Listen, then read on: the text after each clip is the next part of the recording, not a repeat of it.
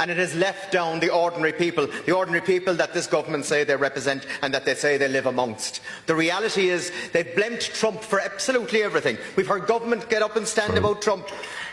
Donald Trump isn't in charge of NORA. He's not in charge of the carbon tax in this country. He's not in charge of VAT in this country. And he's not in charge of excise. What did Sean Kenny do? He said, go out and walk or go out and cycle. What did big James Bond himself go out and do? He said, we'll turn the army on our own citizens, which is reminiscent of something that you would hear in South America. It is reminiscent of a Pyrrhonist. And then we have the man that turned away from the woman in Kentucky not so long ago, but during this election, and we didn't want to hear, and all of a sudden he's gaslighting the country, saying he's concerned about the 900,000 people on waiting lists. All of a sudden he's concerned about the 60,000 people on housing lists. He's concerned about the 116,000 people that are waiting for HAP.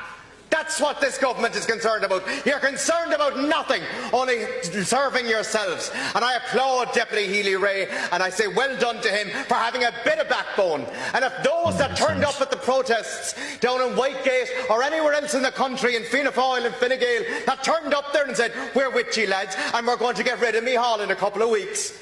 If any of you have any bit of backbone, join with Healy-Rae and vote against this government, and let's call the election. Thank you. My man's Ken O'Flynn, and he's spot on. This didn't just come from the war in Iran. This was building up over years of failure in the health services, housing, people on disability, school places, GPs. Everything across the board is getting worse. It's not just fuel. They're completely failing people on things they're responsible for. Yeah. These are men that were pulled from their tractors, I believe, in Galway. I heard that here today. That's not right. What would you like to see happen? Trust the government to listen to us. The mental health service is terrible. Homelessness here is terrible. People who have never protested are absolutely incensed. There's almost 1 million people on hospital waiting lists. 1 million.